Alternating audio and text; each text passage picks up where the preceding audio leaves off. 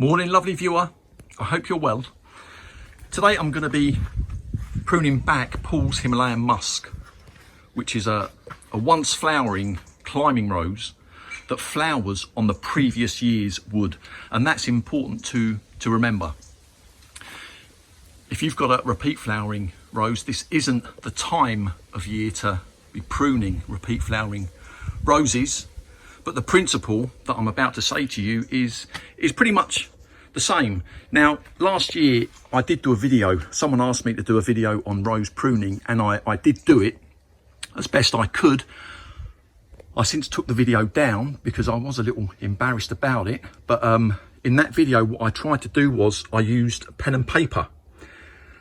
I used pen and paper and I tried to explain the expected growth rate of one cane over year 1, year 2, year 3, year 4, year 5, and how that cane would be expected to grow.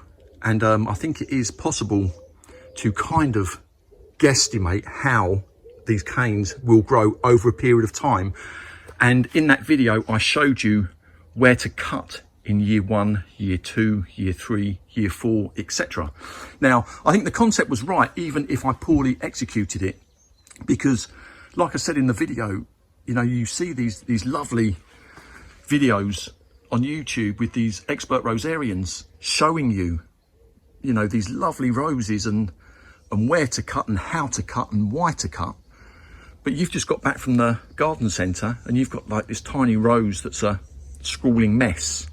And certainly for me at least, it left me none the wiser. So I think by using pen and paper and showing you the growth of different canes over a period of time and where to cut, I think the principle at least was there. But now what I want to do is, if you saw that video, and I might, if I'm feeling brave, I might include that video in the description.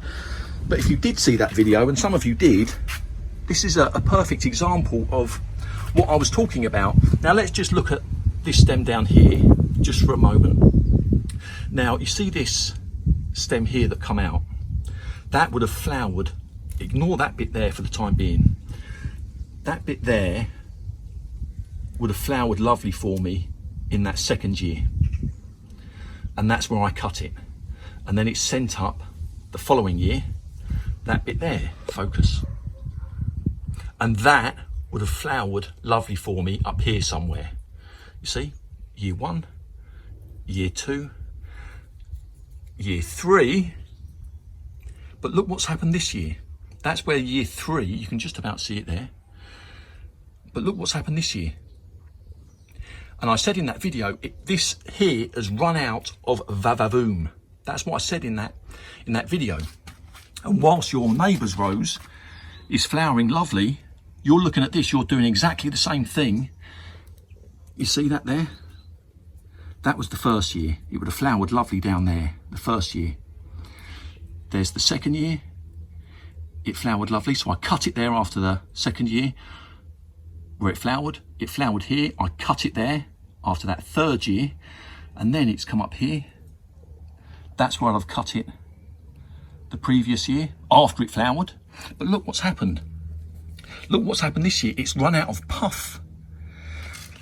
And this rose here has been very bare all the way down here, all the way up here. This rose, it has run out of, it's run out of vavavoom. All of the flowering, let's not get too much sun, you can see has taken place all up there. You can see where I need to cut it back. Dense flowering all the way up there, all the way along there. Lovely flowering all along there as well. But all of this area here is bare. And the reason why it's bare is because it's literally year on year, it's run out of puff. And that is what I was trying to demonstrate in that video. Now, the other thing I was trying to say was, this cane here would have grown that first year. It wouldn't have flowered. But you see these laterals, these tiny laterals that it throws up, these are the ones that flowered. They flowered. These have flowered for me in previous years. And then I did say that sooner or later, you're going to get a fat one. I think the term I used was girth.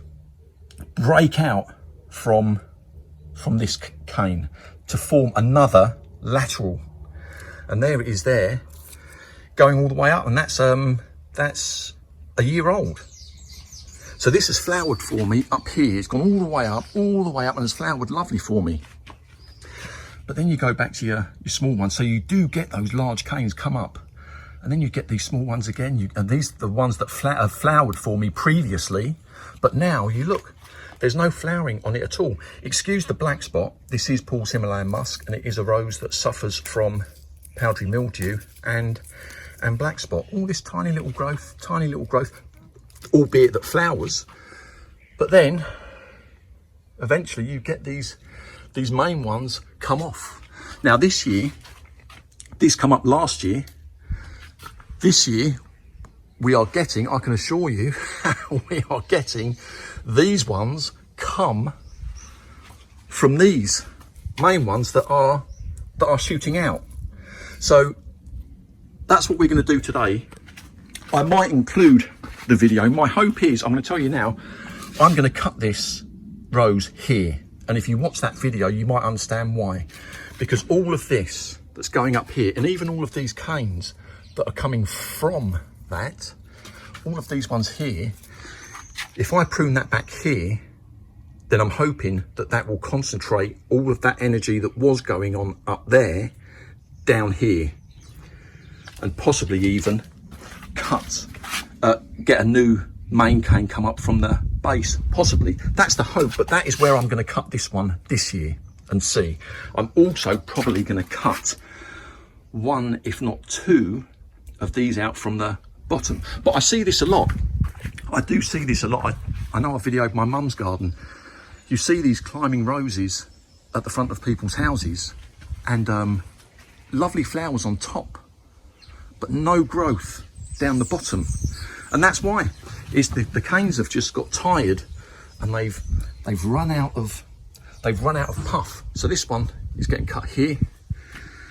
I'm probably going to cut this one here as well, and I'm just going to try and lose some of this density. Now I'm going to say now, this rose I'm probably just going to cut along here. It's grown way too big. It has grown way too big. I didn't think that it would do so well in such shade, but ultimately it has, and I'm probably just going to lop along here and try and keep it small. I might even dig it up. This will be its 4th year, which would be a shame, but it just grows so huge as advertised, but I didn't think that it would grow so big in this sort of shady spot. And now we're getting up here above the shed, you know, that's going to see decent sun up there. But you see that one, let me just show you that one there. You see that one there? It's red. That's a main cane, a new main cane that's coming up. And it's nature's way of, the fact it's red, maybe it's nature's way of saying, don't cut me. I'm the ones that you need to keep, perhaps. Because all of these, when they first come up, it was easy. It was made easy. Nature made it easy for me to say, don't touch this one. These ones here were all green. Whereas these ones, when they come up, they were bright red. And look, you see that? It's the same thickness as that. It's the same thickness. These things do happen. Right, lovely viewer. I think that is it.